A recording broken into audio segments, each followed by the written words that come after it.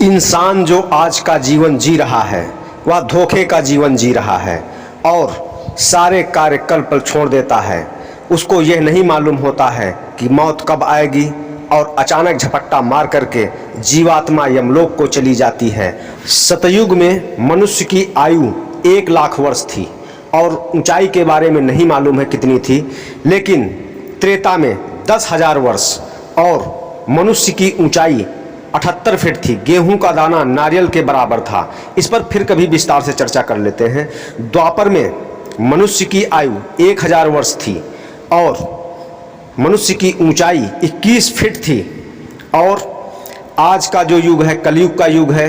इस समय आप देख ही रहे हैं कि मनुष्य की आयु 120 वर्ष मानी जाती है, जो ग्रंथों में इसका प्रमाण मिलता है। इस कलयुग में की ऊंचाई आप प्रत्यक्ष देख ही रहे हैं कि कितनी है और गेहूं के दाने की भी आकृति और आकार को देख रहे हैं कितना है। वैसा ही उस समय मनुष्य के अंदर एनर्जी होती थी और शुद्ध भोजन मिलता था। आज जो विषैले भोजन को कर रहे हैं इससे उम्र कम हो गई है। कबीर सागर में भी बीजक में भी लिखा हुआ है कि मनुष्य की आयु 120 वर्ष इस समय भी मानी जाती है श्वासों के आधार पर। उत्तम प्रकार से जो भी साधक साधनाएं करते हैं वह अपनी मृत्यु को जान सकते हैं कि किस वर्ष होगी, किस दिन होगी। अपनी ही नहीं दूसरे की भी मृत्यु को बता सकते हैं कि किस वर्ष और किस दिन होगी, किस समय होगी, इतना तक बता सकते हैं। लेकिन मनुष्य भ्रांतियों के चक्कर में दूसरे के चक्कर लगाता है और दूसरे से पूछता है। वह सही गणनाएं नहीं लगा पाते हैं और गलत तरीके से बताते हैं, जिससे वह असत्य हो जाता है। तो बहुत ही सावधान से इसका निरीक्षण करना चाहिए और बहुत ही विस्तार से आप इसको जानेंगे, समझेंगे। आप सभी लोग अपनी डायरी में लिख सकते हैं। मनुष्य की आयु की अवधि की जानकारी मनुष्य को श्वास की गति के विचार से करना चाहिए। जब मनुष्य की निश्चित संख्या श्वासों की समाप्त हो जाती है तब मनुष्य की मृत्यु हो जाती है। अपने श्वासों की रक्षा करना आयु का वृद्धि करने में बहुत ही सहयोग होता है।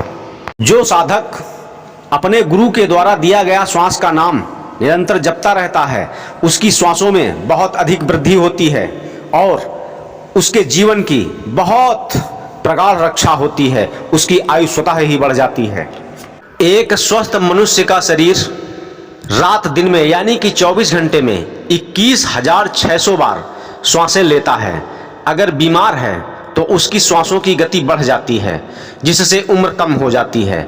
और अगर स्वस्थ मनुष्य शरीर है तो फिर उसकी श्वासों की अगर कम चल रही हैं तो फिर आयु में वृद्धि हो जाती है।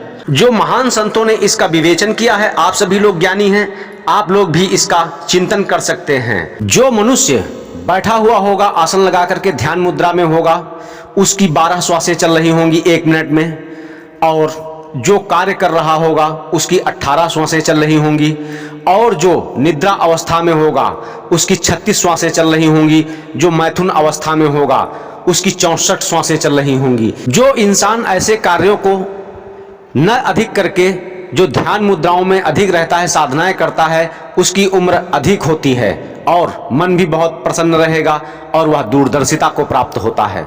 जो इंसान संभोग और विलासिता का जीवन अधिक जीता है उसकी श्वासें बहुत अधिक ही जल्दी खत्म हो जाती हैं, पूरी हो जाती हैं, और उसकी मृत्यु बहुत ही शीघ्र ही हो जाती है और वह यमपुरी का द्वार देख लेता है।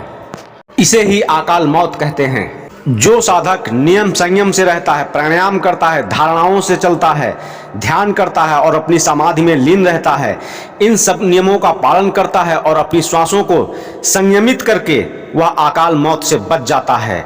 यानी कि अपनी जीवन की जितनी श्वासें हैं वह उपयोग कर लेता है। यानी कि 21,600 जो श्वासें 24 घंटे में चलनी चाहिए उनसे भी अगर कम कर लेता है तो उसकी आयु 120 वर्ष पूर्णतायत होती है। यह सब साधनाएं करवाने के पहले मैं कुछ बहुत नियम बताऊंगा जिससे उनका बहुत ही उत्तम लाभ होगा। जैसे जीवन को वृद्धि कैसे करना है, उसमें भोजन कैसा होना चाहिए इत्यादि बहुत कुछ बताएंगे। लेकिन अभी आइए चलते हैं, मेन पॉइंट को समझ लेते हैं कि मृत्यु कब और कितने वर्ष बाद कितने दिन में होगी। गंभीर होकर के सभी लोग विचार करेंगे। 24 घंटा दाहिने नथुने से श्वास चलती रहे और बाएं नथुने से श्वास का आवागमन न हो रहा हो, उसकी मृत्यु 3 वर्ष में हो जाएगी। यानी कि 365वें दिन होगी। इसी प्रकार से 2 दिन 2 रात्रि यानी कि 48 घंटे अगर लगातार निरंतर दाहिने नथुने से अगर श्वास चल रही है, बाएं से नहीं चल रही है, तो वह 2 वर्ष जिएगा। और अगर 5 दिन और 5 रात्रि बराबर श्वास उसी नथुने से चल रही है दाहिने स्वर से, तो फिर 1 वर्ष ही उसकी उम्र होती है। 15 दिन लगातार दिन और रात श्वासा दाहिने नथुने से चलती रहे तो फिर 6 मास वह इंसान जीवित रहेगा। और अगर 16 दिन और रात बराबर श्वासा दाहिने नथुने से चलती रहे तो फिर 1 मास ही वह मनुष्य का शरीर चलता है और फिर जीवात्मा छोड़ करके चली जाती है। लगातार निरंतर अगर 1 महीने तक दाहिने नथुने से श्वास चलता रहता है, बायां स्वर नहीं बदलता है, तो फिर उस इंसान की 2 दिन में मौत हो जाती है। यहाँ पर एक बात मैं आपको और बता देता हूँ, जो दाहिने नथुने का स्वर चलता है यह सूर्य नाड़ी कहाई जाती है, और जो बाएं नथुने से श्वास चलती है इसको चंद्र नाड़ी कहा जाता है। और दोनों अगर श्वासाएं बराबर निरंतर चलती हैं तो उसको सुषुम्ना नाड़ी कहते हैं। जिससे सुषुम्ना नाड़ी चल रही हो, यानी कि बीच की मध्य की, यानी कि दोनों श्वासें चल रही हों, अगर 2 घंटे अगर बराबर लगातार अगर चल रही है तो फिर उस व्यक्ति की थोड़ी देर में मौत हो जाती है। इसी प्रकार से ना तो सुषुम्ना चल रही हो, ना तो बाएं से चल रही हो, ना दाएं से चल रही हो, मुंह से श्वास आ रही हो, वह मनुष्य 3 घंटे में मृत्यु को प्राप्त हो जाता है। आइए आगे चलते हैं। 4 दिन, 8 दिन, 12 दिन अथवा 20 दिन प्रयत्न बराबर बायां स्वर चलता रहे, यानी कि जस्ट अपोजिट, तो आयु में वृद्धि आपको समझना चाहिए। अब और ध्यान से विचार करना है, यदि बायां स्वर दिन में चलता है और रात्रि में दाहिना स्वर चलता है तो उस व्यक्ति की आयु बहुत होती है, यानी कि मौत का समय बहुत दूर समझना चाहिए।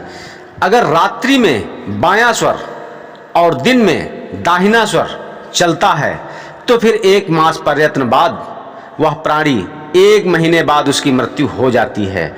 इसी प्रकार से 3 दिन आकाश तत्व चलता रहे, यानी कि सुषुम्ना नाड़ी, तो फिर 1 वर्ष पश्चात उसकी मृत्यु हो जाती है। इसमें एक और नियम है जो साधक अपनी साधनाओं में देखता है।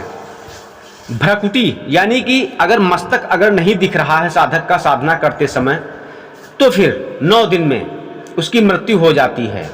और अगर सुनाई भी नहीं दे रहा है तो 7 दिन में। और अगर तारामंडल यानी कि आंख की पुतलियां अगर नहीं दिख रही हैं, कभी कभी साधक अपने अंगों को भी गौर करने लगता है, उसको दिखाई भी पड़ते हैं, तो फिर वह 5 दिन में मृत्यु को प्राप्त हो जाता है। और अगर उसकी नासिका नहीं दिखती है, यानी कि नाक का अगला भाग अगर नहीं दिखता है, तो वह 3 दिन में। और अगर उसकी जिह्वा नहीं दिखती है तो फिर वह 1 दिन में मृत्यु हो जाती है।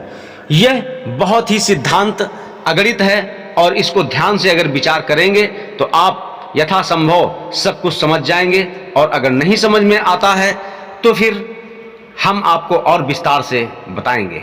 सभी तथ्यों को आसानी से नोट भी कर लें जो मैं प्रोजेक्टर पर दे रहा हूं। यह बात मैंने इसलिए कही हुई है क्योंकि बीजक में भी लिखा हुआ है, भेद गुरु से पाइए, गुरु बिन लहै न ज्ञान, सत्य कबीर यो कहत हैं, धर्मन सुनो सुजान। यह अद्भुत रहस्य एक अभ्यास करने वाला साधक ही जानता है, जो वास्तविक परिचय करा सकता है। अन्यथा पढ़ी लिखी बातें तो एक अलग होती हैं, उसको पढ़ेंगे, समझेंगे, गुनेंगे तो हो सकता है कोई समझ सके, लेकिन जो अभ्यास करता है वह वही वास्तव में इसका गहन अध्ययन कर सकता है और वही जान सकता है, अपनी और दूसरे की मृत्यु को बता सकता है। यह रहस्य इंगला, पिंगला और सुषुम्ना नाड़ी का जो जानता है वही इस रहस्य को समझ सकता है और अपनी मृत्यु पर विजय प्राप्त कर सकता है। अब मैं आपको बताऊंगा वह उपाय जिससे मृत्यु के ऊपर विजय प्राप्त करके साधक इच्छा मृत्यु को प्राप्त कर लेता है। जैसे पितामह भीष्म इत्यादि ऐसे ऋषि हुए, उन्होंने अपनी इच्छा मृत्यु पर कंट्रोल किया हुआ था। इस मृत्यु मंडल पर जो भी आया है उसको मरना है एक न एक दिन। यहाँ पर अमर कोई नहीं रह सकता है। ऐसी परासार शब्द की भक्ति करके साधक अपने प्राणों को प्रतिदिन निकालता है जिससे मौत का खौफ नहीं रहता है, क्योंकि वह प्रतिदिन मौत को प्राप्त होता है और फिर जीवित होता है। हर मंडलों में आत्मा का विहार और विचरण कराता है जिससे वह पूरा अनुभव कर लेता है। अपने अच्छे कर्म और पराभक्ति करके मौत पर सिर्फ कंट्रोल कर सकता है, अमर नहीं हो सकता है।